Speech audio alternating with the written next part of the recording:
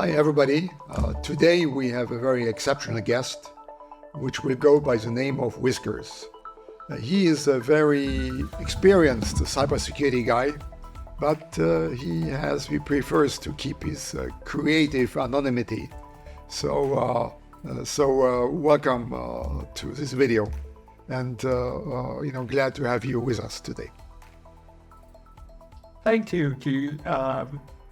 Very happy to be here talking to you from across the globe. Good morning, good afternoon, and good evening to our audience wherever you guys are. I think you have a visual creative improvement. I should try an improvement on my voice, so hopefully everybody can hear me properly and my voice will improve a bit as we go.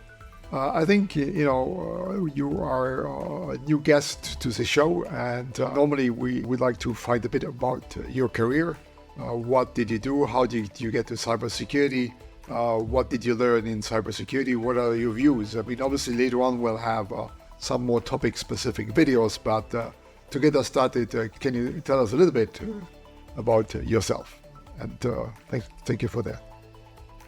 Sure. IT was the last thing on my mind, and cybersecurity, when I first started out, it really was to help my family in their businesses. And I actually got a business administration diploma, just when I was starting out.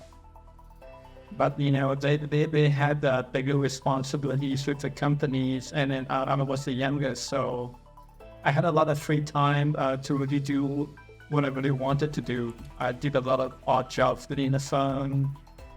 I had a lot of time to learn what I want to learn. I did accounting, I did deliveries, I did banking, layout design, IT support, you name it, I've probably done it all. And I remember my dad, having, this huge stacks of accounting books.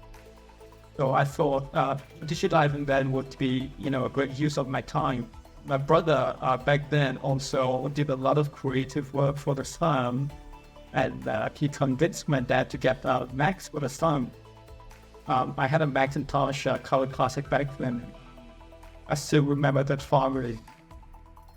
And then as with any passionate Mac users, I got into the whole Mac and PC debate back in the 90s. I had to get better and read more on computers and the internet, and anything that becomes artificial, to just becomes a father person. So, at that point, I left the firm and took my IT degree. Back then, unfortunately, the only security-related course was something related to system security, which is essentially how to configure your Windows or your network securely. And that was pretty much it. And then after my degree, I took an internship with a bank, which was very, very interesting. I remember helping explain the technical bits to an information security risk officer. Just got interested in that area, so the rest was history.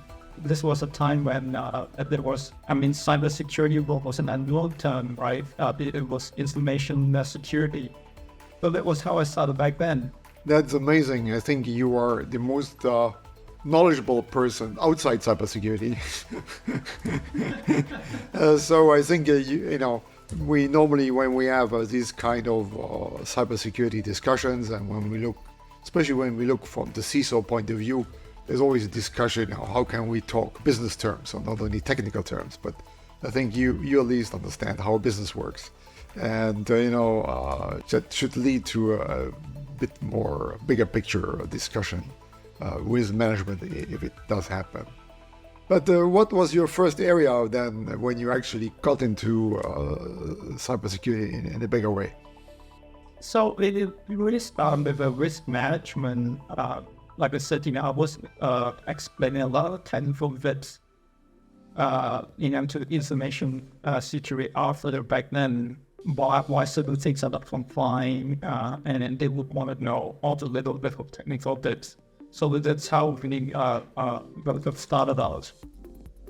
And with that, I went into, I would say, just looking at the security metrics. We were looking after 18 countries in Asia Pacific. So a lot of the information security officers from these countries, they report back to our office. We help them comply with what they need to with their local laws and regulations. At the same time, we also look into the global policies and standards, what would make sense and what would not. Also for each of the 18 countries. So you need to be managing just starting out massive influx of information, and I had to learn a lot of stuff quickly. And then I ended up looking into driving security programs for the Asia Pacific region. So basically you came in from the risk management side, and you both looked at it on a regional scale, as an individual company, regional scale, consolidated scale, I assume. But what was next for you after that? So, and of course, somehow the region, maybe Asian people are a little bit more hardworking. I hope. And we always have a very, very good numbers, to show the management. So I was invited to join a team, a newly formed team, and that was under vulnerability assessment or ethical hacking team at that point. And it was like the coolest thing, right? Breaking applications and stuff like that. So I said yes, and the rest was history. Although I did not do hacking myself, but from that org, I ended up managing a team of hackers. That actually is, we provide ethical hacking services to the banking sectors globally. Must have been a big step from more general risk management and compliance to actually technically now trying to break system or find vulnerabilities. Yeah, and then of course, managing a team of ethical hackers and keeping them motivated. It's not an easy job, I would say. And the method wasn't perfect, it's bad, and everyone were looking for pen testers. So looking for pen testers, keeping them was no easy task. I guess, plus the economics of it, it's a very kind of very fragile equilibrium, having the right guys, keeping them, paying a reasonable price for what you do, because you probably have to do lots of testing, and not just one-off from time to time. So I think it's both an economics problem as much as it is a management problem as it is a technical problem or even a creative problem. Absolutely. So you can imagine when online banking started, we only had to deal with probably one online transactional application per country, and then mobile applications can there are different flavors. The one for the BlackBerry, we had the banking app with BlackBerry back. And then of course iOS, Android, and then WatchOS as well also.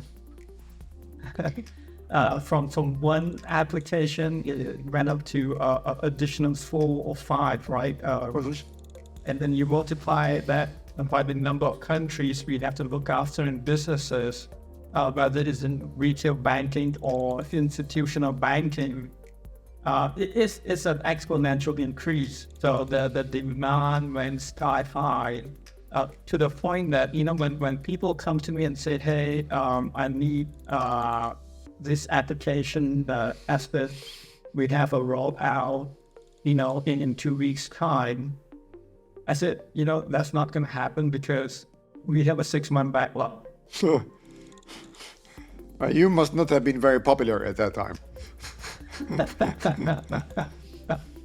Well,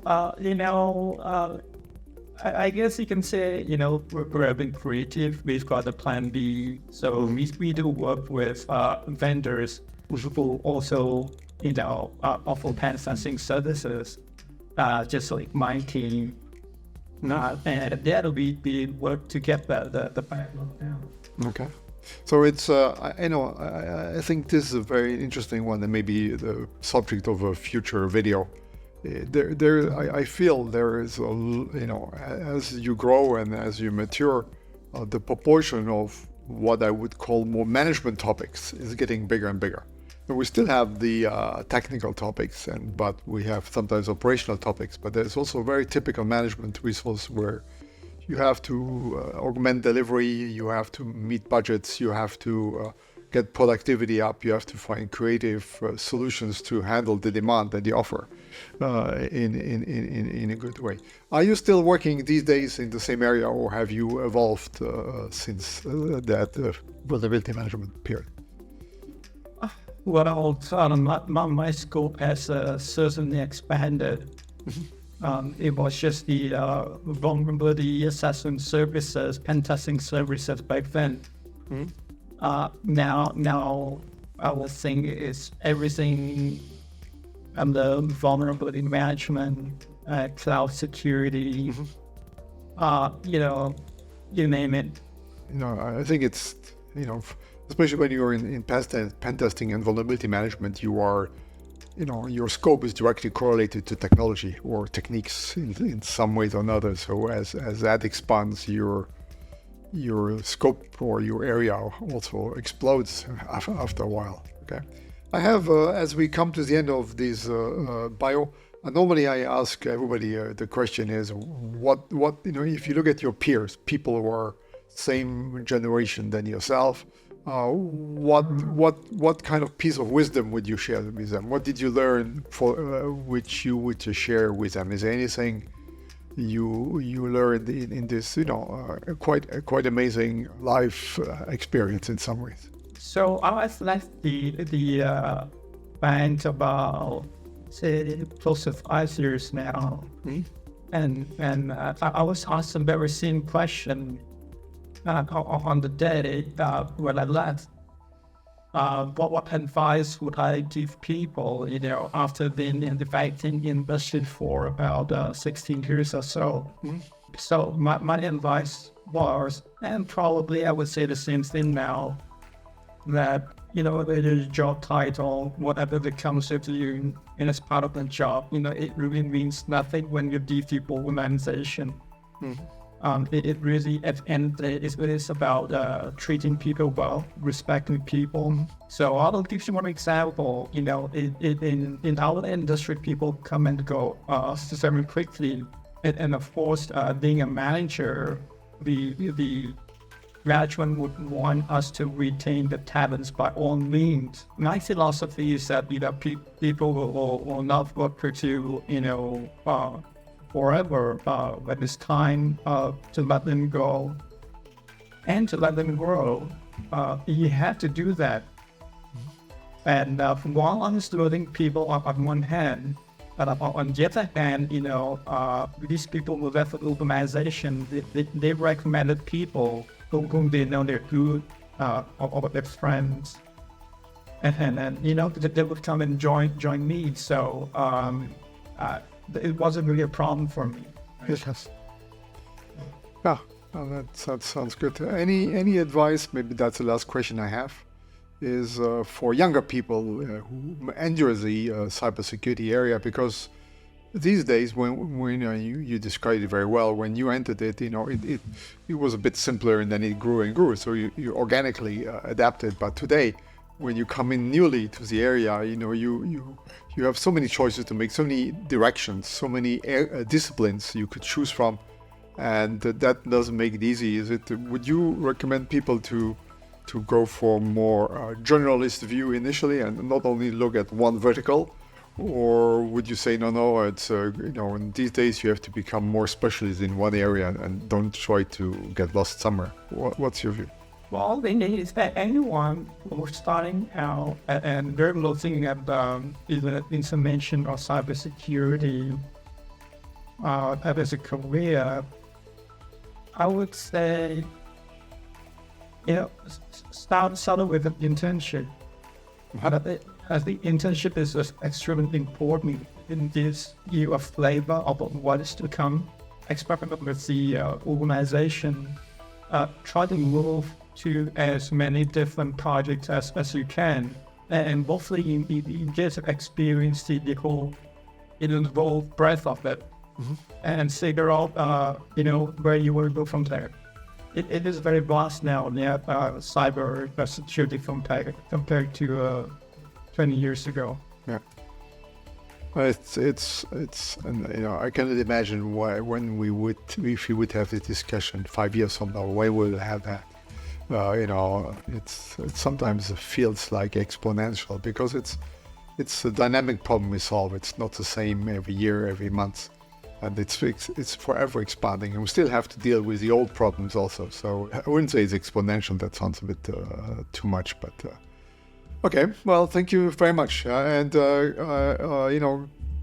you share with us what we'll have a video soon where we look into a particular topic. Maybe you can share with us what we're going to look into. Well, I had a very interesting trip to Israel a couple of months back before the war started. And of course, the big topic was AI and cybersecurity. So it is you want to know what's happening in that area, and then how the AI is developing. Perhaps I'll talk a little bit about that. Super. I think that should be very interesting. I'm sure you got the latest. And Israel being one of the big market in terms of new product development, it should become quite interesting. And looking already forward to dive deep into the various aspects, offensive, defensive, the various emerging trends in that area. But for the moment, I would like to thank you for sharing with us your career, and also for the advice you passed on to the audience. So thank you so much. Thank you for having me today.